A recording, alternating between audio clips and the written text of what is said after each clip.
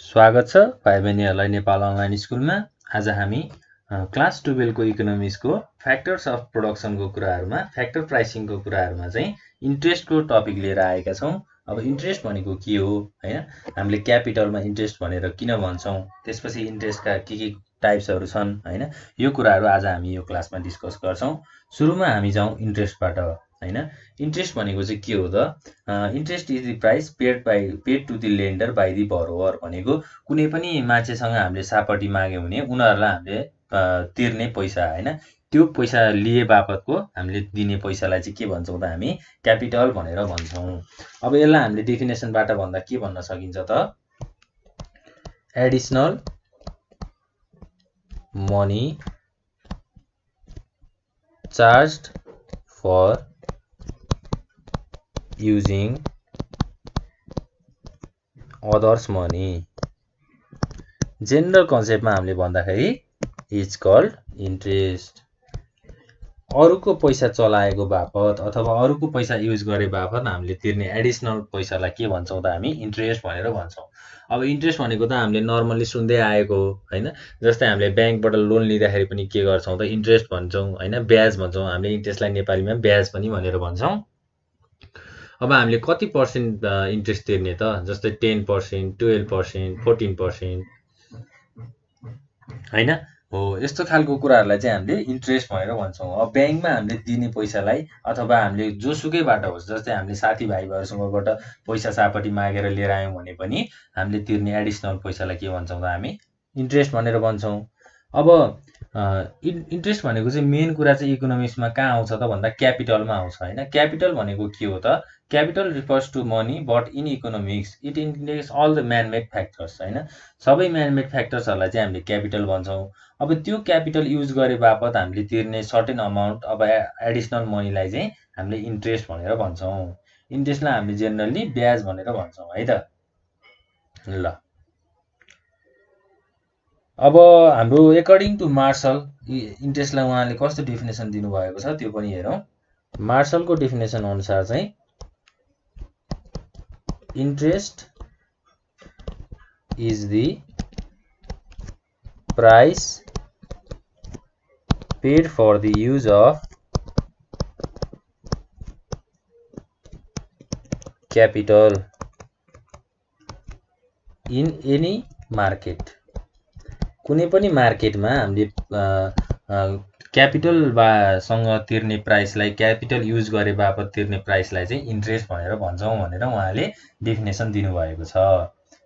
ल, अब इन्ट्रेस्टलाई हामीले दुई तरिकाबाट क्याटेगोराइज गर्न सकिन्छ हैन। ग्रस इन्ट्रेस्ट छ र नेट इन्ट्रेस्ट छ। अब ग्रस इन्ट्रेस्ट र नेट इन्ट्रेस्टको कन्सेप्टहरूको कुरा पनि हामी हेरौँ। जस्तै ग्रस इन्ट्रेस्टमा चाहिँ के आउँछ त? The total amount of capital received by money lender from a borrower is known as gross interest भनेको अब कुनै पनि लेन्डरले चाहिँ अब बरोवरसँग टोटल पैसा पाएको, टोटल अमाउन्ट पाएको हैन। जस्तै मैले हजुरलाई सापटी दिएँ भने, मैले तपाईहरुलाई सापटी दिएँ भने के हुन्छ त? तपाईहरुले मलाई सर्टेन अमाउन्ट इन्ट्रेस्ट दिनुहुन्छ नि हैन। मैले तपाईहरुलाई पैसा सापटी दिएपछि तपाईहरुले मलाई दिने त्यो सर्टेड इन्ट्रेस्ट छ नि, त्यो सबै पैसा 1 रुपैयाँ पनि बाँकी नराखिकन टोटल अमाउन्ट मलाई तपाईहरुले तिर्नु भयो भने के हुन्छ त? त्यो चाहिँ के हो? ग्रस इन्ट्रेस्ट हुन्छ है त। ल, ग्रस इन्ट्रेस्टमा चाहिँ धेरै इलिमेन्टहरू पनि जोडिएको हुन्छ। जस्तै इन्स्योरेन्स एगेन्स्ट रिस्क हैन, त्यसपछि cost of inconvenience, cost of management expenditure and pure interest. यस्तो कुराहरूलाई चाहिँ ग्रस इन्ट्रेस्टभित्र चाहिँ एड गरिएको हुन्छ। लेन्डरले रिसिभ गर्ने, बरोवरबाट लेन्डरले टोटल अमाउन्ट रिसिभ गर्ने प्रोसेसलाई नै हामीले ग्रस इन्ट्रेस्ट भनेर भन्दो रहेछौँ। अब डेफिनेसन पनि लेखिदिइहालौँ न हैन। The total amount of capital received by money lender from a borrower is known as gross interest। ल, अब ग्रस इन्ट्रेस्टलाई चाहिँ हामीले अब के कुराहरू ग्रस इन्ट्रेस्टमा एड हुन्छ भनेर पनि भन्न सक्छौँ हैन। जस्तै gross interest is equal to insurance against risk plus cost of inconvenience plus cost of management expenditure plus pure interest। यो कुराहरु चाहिँ हाम्रो ग्रस इन्ट्रेस्ट भित्र चाहिँ एड हुन्छ। अब इन्स्योरेन्स एगेन्स्ट रिस्क भनेको के हो त? लेन्डर अलवेज फ्रीज रिस्क हैन। लेन्डर चाहिँ जहिले पनि के हुन्छ त? रिस्कमा हुन्छ, किनभने उसले त लोन प्रोभाइड गरेको हुन्छ अरु पर्सनलाई। अब त्यो लोनहरु उसले तिर्ने हो कि नतिर्ने हो हैन, त्यस्तो खालको रिस्कहरु चाहिँ उसलाई जहिले पनि हुन्छ। एउटा हुन्छ पर्सनल रिस्क, अर्को हुन्छ ट्रेड रिस्क। अब यस्तो खालको रिस्कहरु आउने हैन, त्यही भएर चाहिँ अब के गरेको हुन्छ त? इन्स्योरेन्सहरु गरेको हुन्छ। To avoid this, some part of interest is charged on loan against insurance risk हैन। त्यो लोनबाट चाहिँ सर्टेन इन्ट्रेस्ट चाहिँ के गरेको हुन्छ त? इन्स्योरेन्स रिस्कमा चाहिँ लगाएको हुन्छ अथवा इन्स्योरेन्स गरेको हुन्छ भनेर हामीले बुझ्दा पनि हुन्छ। त्यसैगरी पेमेन्ट अफ इन्कन्भिनियन्स छ हैन। पेमेन्ट अफ इन्कन्भिनियन्स भनेको चाहिँ के हो त? अब जस्तो कुनै पनि लेन्डरले हैन क्यापिटल अब अथवा त्यो मनीहरु चाहिँ उसले दिइसकेपछि, कसैलाई लोन दिइसकेपछि अब उसलाई त्यो चाहियो, अब उसलाई त्यो क्यापिटलहरु चाहियो भने उसले के गर्छ त? उसले युज गर्न पाउँदैन हैन। उसको एकदम अर्जेन्ट पिरियडमा चाहिँ उसले युज गर्न, मैले युज गरौँ भन्दा पनि उसले पाउँदैन। त्यसको लागि चाहिँ के गरेको हुन्छ त? लेन्डरले सर्टेन कम्पेन्सेसनहरु चाहिँ पहिले इन्ट्रेस्टमा चाहिँ एड गरेको हुन्छ अथवा चार्ज गरेको हुन्छ, जसलाई हामीले के भन्छौं? पेमेन्ट अफ इन्कन्भिनियन्स भनेर भन्छौं। अर्को छ पेमेन्ट फर म्यानेजमेन्ट हाम्रो एक्सपेन्डिचर। म्यानेजमेन्ट गर्दाखेरि लाग्ने खर्चलाई पनि इन्ट्रेस्टमा एड गरिएको हुन्छ हैन। यस्तो कुराहरु चाहिँ छ। ल अब हाम्रो क्लासिकल थ्योरी अफ इन्ट्रेस्टको कुराहरु गरौँ हैन। Classical theory of interest. Classical theory of interest चाहिँ कसले प्रोपाउन्ड गरेको हो त? प्रोपाउन्ड बाइ क्लासिकल इकोनोमिक्स हैन। क्लासिकल इकोनोमिस्टहरुले चाहिँ क्लासिकल थ्योरी अफ इन्ट्रेस्टलाई चाहिँ प्रोपाउन्ड गरेका अथवा इन्ट्रोड्युस गरेका भनेर भनौं। And presented in the modern form by Marshall हैन। मार्शलले चाहिँ क्लासिकल थ्योरी अफ इन्ट्रेस्टलाई चाहिँ मोडर्न फर्ममा चाहिँ प्रेजेन्ट गरे हैन, मोडर्न फर्ममा चाहिँ डेभलप गरे भनेर भन्न सक्छौं हामीले। It is also known as saving and investment theory हैन। हामीले के भन्न सक्छौं त यसलाई? इन्भेस्टमेन्ट थ्योरी अथवा सेभिङ एन्ड इन्भेस्टमेन्ट थ्योरी अथवा real theory of interest, real theory of इन्ट्रेस्टको रूपमा पनि हामीले बुझ्न सक्छौं। अब हाम्रो के आउँछ त क्लासिकल थ्योरी अफ इन्ट्रेस्टमा? एउटा छ demand for capital, demand for capital, र अर्को छ सप्लाई अफ क्यापिटल। यी दुईटा कुराहरुलाई चाहिँ हामीले अब टेबलबाट पनि रिप्रेजेन्ट गरेर बुझ्न सक्छौं। अब डिमान्ड फर क्यापिटल भनेको चाहिँ के हो त? Capital is demanded by investors. Investor भनेको लगानी गर्ने मान्छेले चाहिँ क्यापिटल डिमान्ड गरेका हुन्छन् हैन। Because it is productive. Capital भनेको के हो त? प्रोडक्टिभ हो। अब क्यापिटल लगाइसकेपछि प्रोडक्टिभिटी हुन्छ, प्रोडक्सन हुन्छ। त्यो प्रोडक्सन गरेको कुराहरुबाट चाहिँ इन्कमहरु जेनेरेट गर्न सकिन्छ। त्यही भएर क्यापिटललाई चाहिँ एउटा प्रोडक्टिभ भनिएको हो हैन। त्यसैगरी अब सप्लाई अफ क्यापिटल छ। Supply of capital is the result of saving हैन।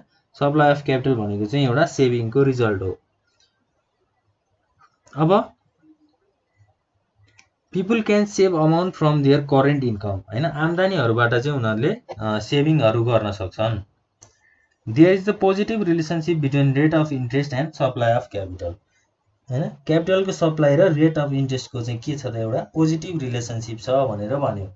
अब त्यो टेबल भनेको थिए मैले अघि हैन, त्यो टेबल अनुसार पनि हामीले बुझ्न सक्छौं। जस्तै एउटा टेबल फर्म गरौँ। यो टेबलमा चाहिँ के भनिएको छ त? एउटा छ रेट अफ इन्ट्रेस्ट, त्यसैगरी डिमान्ड फर क्यापिटल र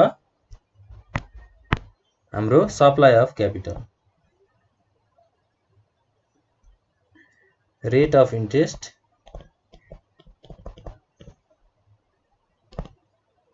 डिमान्ड फर क्यापिटल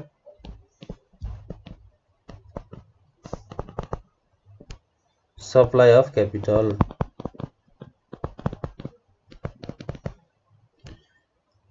अब 2% इन्ट्रेस्ट हुँदाखेरि हाम्रो डिमान्ड क्यापिटल र डिमान्ड कति आएको छ त 1500। यो चाहिँ मिलियनमा छ है, मिलियनमा हामीले मेजर गरिरहेको छौँ यसलाई 1500 मिलियन। तर सप्लाई कति मात्रै भयो 500 मात्रै भयो।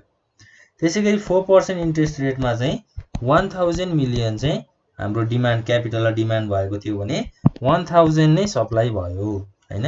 त्यसैगरी 6% रेटमा इन्ट्रेस्ट रेट हुँदाखेरि 500 डिमान्ड भयो र हाम्रो 1500 चाहिँ के भयो त 1500 मिलियन चाहिँ सप्लाई भयो।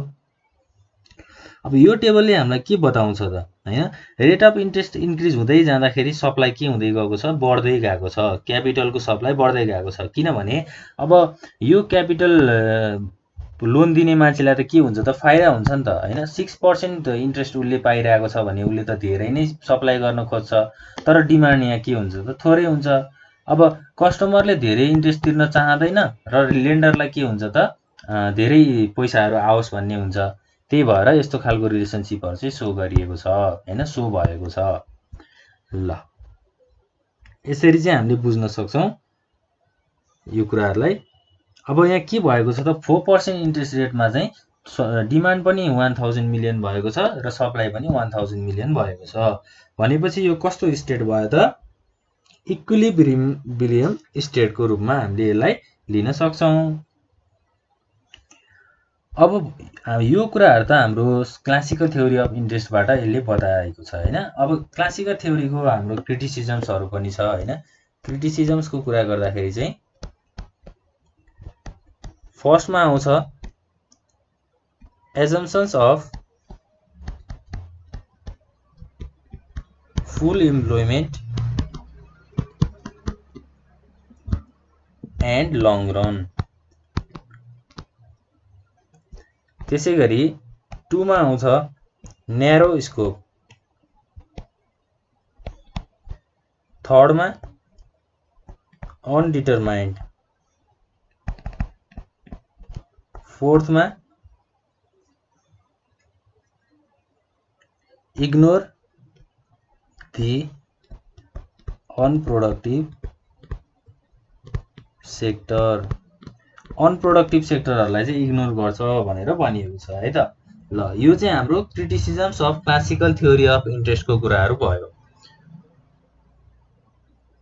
अब यो कुराहरुलाई चाहिँ हामीले राम्रोसँग बुझ्नु पर्छ हैन। एकचोटी फेरि हेर्नु होला तपाईहरुले इन्ट्रेस्ट भनेको के हो हैन। त्यसपछि अब इन्ट्रेस्टको रूपमा चाहिँ के कुराहरु डेफिनेसन मार्शलको डेफिनेसन के थियो हैन। ग्रस इन्ट्रेस्ट भनेको के हो।